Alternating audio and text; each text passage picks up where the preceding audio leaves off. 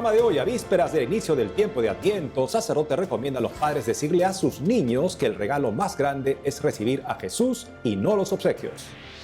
Por el aniversario de la restauración de las relaciones entre la Iglesia y el Estado, publican libros sobre Anacleto González, mártir de la guerra cristera en México. Drogadicto incendia templo. Arzobispo de Monterrey pide a la gente poner de su parte para no caer en las drogas. ¿Por qué Dios permite el mal en el mundo? Sacerdote nos explica. Hoy es la fiesta de Santa Catalina de Alejandría, patrona de los filósofos, las estudiantes y mujeres solteras. Le contamos su vida. Hola Nati, un gusto estar contigo. Un gusto estar contigo también, Eddie, con nuestros televidentes desde nuestros estudios en Lima, Perú. Gracias por acompañarnos en su programa EWTN Noticias. Soy Eddie Rodríguez Morel. Yo soy Natalie Paredes. Empezamos las noticias con información de la Iglesia en México recogida por nuestro corresponsal Diego López Colín. Desde la ciudad de Zapopan, en el estado de Jalisco, les comento que en todas las celebraciones eucarísticas del pasado domingo se llevó a cabo una oración con la petición especial de acabar con la impunidad y la corrupción. Según el Instituto Nacional de Estadística y Geografía del país, tan solo en el año 2021 se denunció el 10% de los delitos y se inició una investigación en menos del 7% del total de los casos. Esto significa que el 93% de los crímenes quedaron en total impunidad. En este sentido, el episcopado mexicano lamentó que la probabilidad de que un delito se denuncie y se esclarezca en México no sea mayor al 1%. Es por esta razón que los obispos convocaron a todos los cristianos a implorarle a una sola voz a Dios y a la Santísima Virgen de Guadalupe que iluminen y alienten la construcción de un México en paz. Durante las misas de este día, también se pide a la feligresía mayor participación en la exigencia de las autoridades a la hora de hacer justicia y transparentar procesos, al igual que pidieron a las familias no descuidar la educación de los niños. Pasando a otra información, les comento que el Papa Francisco mandó un mensaje a los jueces por los derechos sociales y doctrina franciscana reunidos en Tlaxcala por su segunda cumbre internacional. En el transcurso de los días del encuentro, los participantes profundizaron en temas que tienen como eje central el neocolonialismo, el acceso a la justicia, la compraventa de niños y niñas de corta edad, la autonomía y la independencia judicial, entre otros temas. El Papa Francisco se hizo presente a través de un videomensaje en el cual exhortó a seguir practicando una justicia independiente y proba. El compromiso que ustedes asumieron como defensores de la dignidad humana y de la legalidad sustantiva debe refundarse cotidianamente con discursos y prácticas. La sociedad protegida y guiada por una justicia independiente y una justicia proba imita en sus conductas las enseñanzas que de ella recibe. Contrariamente, una justicia lejana, encerrada en el positivismo situacional, una justicia adjetiva, una justicia vacía, es el caldo de cultivo para una sociedad anómica y egoísta. El Comité Panamericano de Jueces y Juezas por los Derechos Sociales y Doctrina Franciscana funciona en relación directa con la Academia Pontificia de las Ciencias del Vaticano. Está constituido por profesionales de jurisprudencia de diversos países y este año México fue invitado a formar parte como miembro permanente.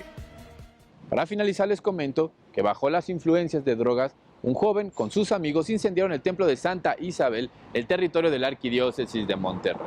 El incidente dejó como saldo una cruz y una alfombra quemada, así como daños en el presbiterio y demás daños materiales.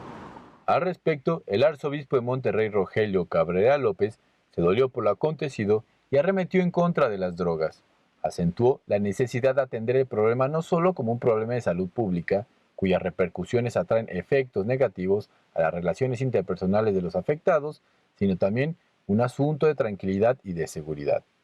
El arzobispo hizo un llamado a los fieles para que hagan todo lo que está de su parte para no consumir este tipo de sustancias, así como a las autoridades para que sigan cuidando a que no se continúe su distribución ni venta, porque dijo, el caminar de la sociedad se irá complicando en medida de que haya más narcóticos en la calle. Reportó para EWTN Noticias, Diego López. Este domingo 27 de noviembre la Iglesia Católica inicia el tiempo de Adviento, días de preparación para celebrar la Navidad. Para hablarnos más detalles sobre esta fecha importante, estamos en conexión con el Padre Guillermo Serra, legionario de Cristo desde Guadalajara, México. Padre, un gusto contar con su presencia en el programa. ¿Por qué el Adviento inicia con una lectura sobre el fin del mundo? Un gusto estar con ustedes y compartir este tiempo tan especial de Adviento. Como dices, Es muy interesante pensar que la Iglesia nos ofrece unas lecturas que pueden sonar un poco dramáticas, pero es que es así, son lecturas proféticas donde ya se viene anunciando la venida de nuestro Señor Jesucristo. En este ciclo que celebramos el 27 de noviembre, Isaías nos va a hablar de esta venida de Jesús y al final va a terminar con una invitación muy hermosa. Dice, caminemos a la luz del Señor. Y es lo que vamos a hacer durante todo este periodo de Adviento. ¿Y cuál es el propósito del tiempo de Adviento?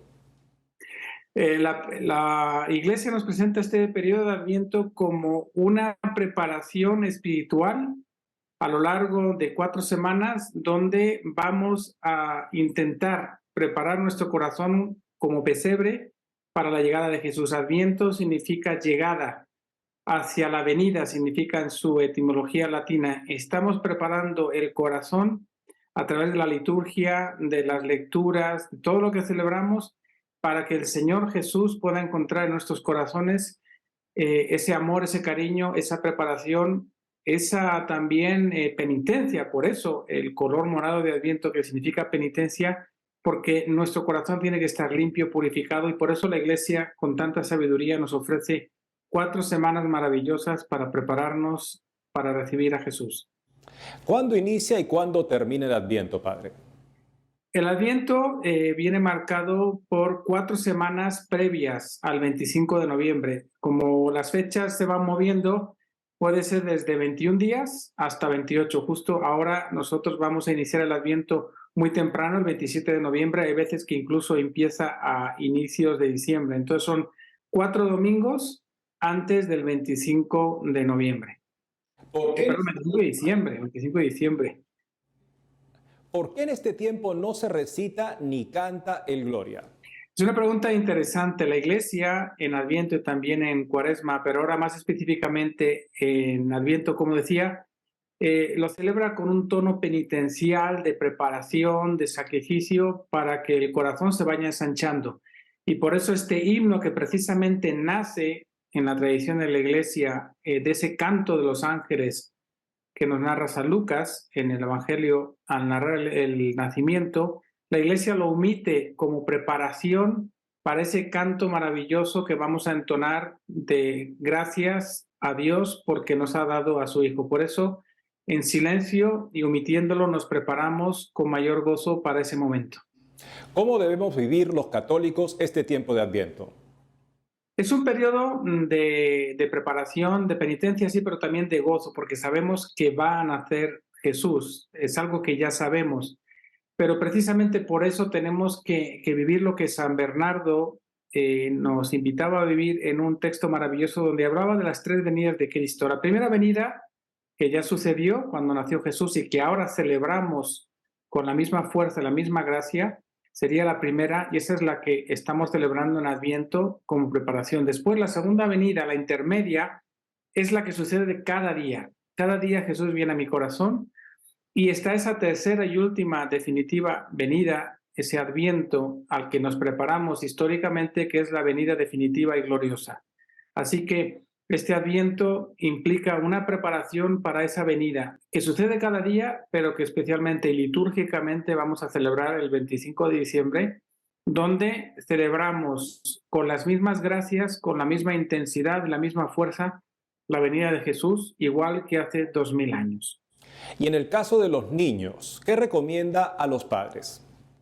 El caso de los niños, yo creo que ellos tienen una intuición maravillosa. Yo creo que es importante hacer la preparación de modo vivencial. Yo soy español, en Madrid, me acuerdo con mi mamá teníamos la tradición con mis papás de poner el Belén, prepararlo. Sé que también es algo universal. Ahora también está la figura del árbol y también aparece esta figura de Santo Claus. Yo creo que es importante orientar todo hacia la narración bíblica del nacimiento de Jesús. El Belén puede ayudar mucho. Hay elementos que ayudan a ir preparando este Belén, estas figuras, donde la familia puede hacer toda una catequesis. Es importante recordar a los niños que no se están preparando para recibir regalos, sino que se están preparando para recibir el regalo más grande, que es Jesús.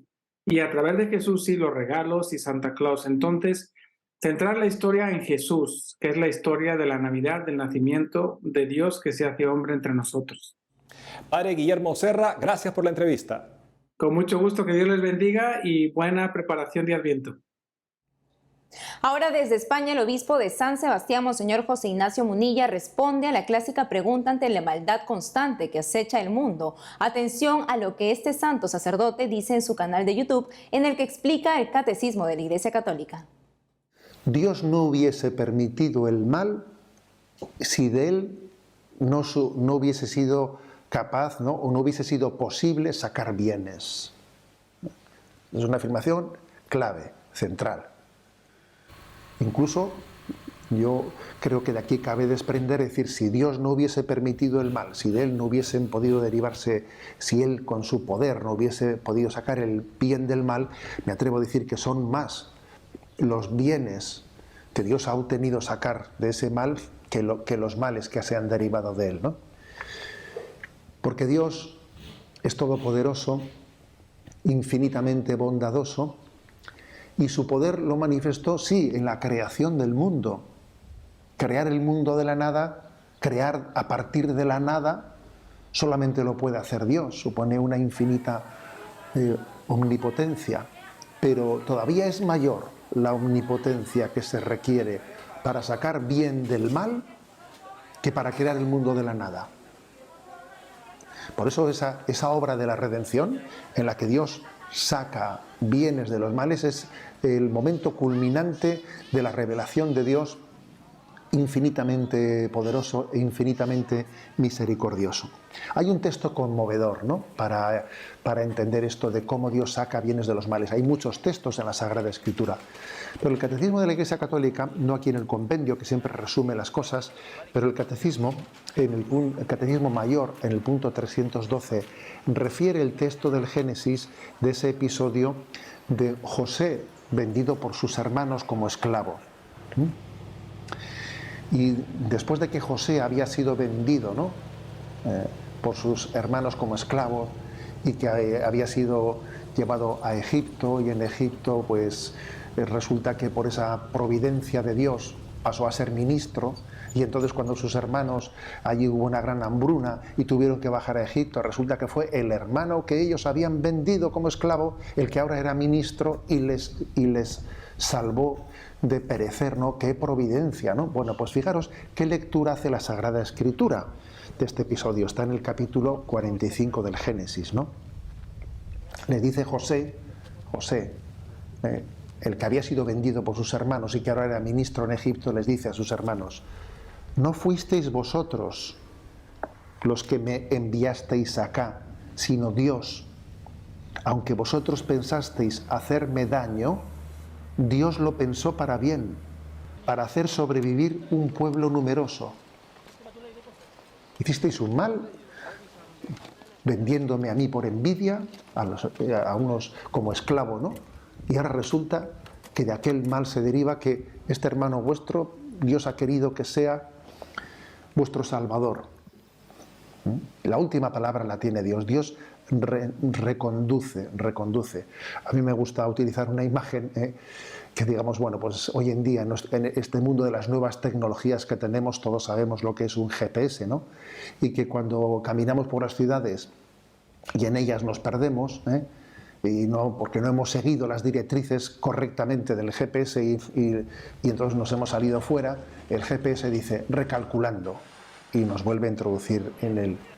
Y si volvemos a perdernos y salimos de la ruta adecuada, de repente sale una vocecita que dice recalculando. Y ese recalculando puede ser una metáfora, puede ser una imagen que nos ayude a entender cómo, en el fondo, a Dios no se le escapa el hilo de la historia, es capaz de reconducirlo y de reconducir al bien los males del hombre. Hacemos una pausa y al volver, por el aniversario de la restauración de las relaciones entre la Iglesia y el Estado, publican libros sobre Anacleto González, mártir de la Guerra Cristera en México.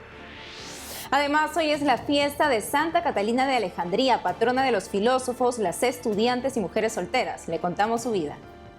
Regresamos con más noticias de la Iglesia Católica.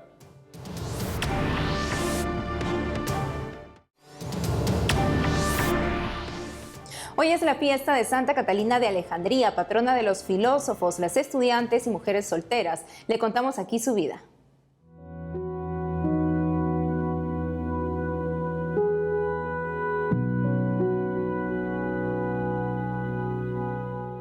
Pues Santa Catalina de Alejandría tiene una vida preciosa. Cuando era joven se le apareció Cristo y a partir de ese momento ella se consideró su prometida. Por eso es patrona de las chicas que buscan casarse, que buscan novio. Incluso en algunos lugares le rezan para que esto suceda el día de su fiesta. Y tenemos que tener en cuenta que todos los cristianos tenemos un alma que está llamada a ser esposa de Cristo. Esto se conoce como el matrimonio místico, que si no se llega a él en este mundo, podremos llegar a él en el cielo, si Dios quiere. Pero también es patrona de los filósofos, los apologetas, que son aquellos que a través de los argumentos de razón demuestran la existencia de Dios, porque tenía una sabiduría inmensa. El emperador Magencio la condenó a muerte, pero antes le ofreció hacer un debate contra él sobre la fe y quedó derrotado el emperador. Entonces llamó a los filósofos de la zona para que también argumentaran contra ella y no solo perdieron, sino que además se convirtieron a la fe católica y le pidieron a ella misma el bautismo. Entonces el emperador entró en cólera y a través de una rueda de cuchillas intentó matarla, pero las cuchillas salían disparadas cuando tocaban su cuerpo y no pudo matarla. Entonces la emperatriz, la mujer del emperador, intercedió por ella y también castigó a la mujer del emperador. Y al final murió mártir, teniendo una devoción inmensa en muchas partes. Hay que destacar que se encontró su cuerpo en una cueva del monte Sinaí, donde se dice que Moisés, lo dice la Biblia, escuchó a Dios en la zarza ardiendo, donde le dijo: yo soy el que soy. Y esto es muy hermoso. Y desde entonces las reliquias son conservadas en un monasterio que se construyó allí. Numerosas ciudades de España y de Hispanoamérica la celebran como patrona y está celebrada en el rito latino y bizantino de la Iglesia Católica y también lo celebran los ortodoxos y los anglicanos. Entonces tiene una devoción inmensa en todo el mundo. Como ejemplo le podemos decir en Cuba, en Colombia, en Perú hay una ciudad que se llama por su nombre, Santa Catalina de Guadalcáfar de la ciudad de Moquegua, El Salvador, Guatemala, y también es importante el pueblo de Santa Fe, donde el día de Santa Catalina la reina Isabel celebró las capitulaciones de Granada y todavía se sigue recordando ese evento. Así que nos encomendamos a Santa Catalina de Alejandría. Dios les bendiga.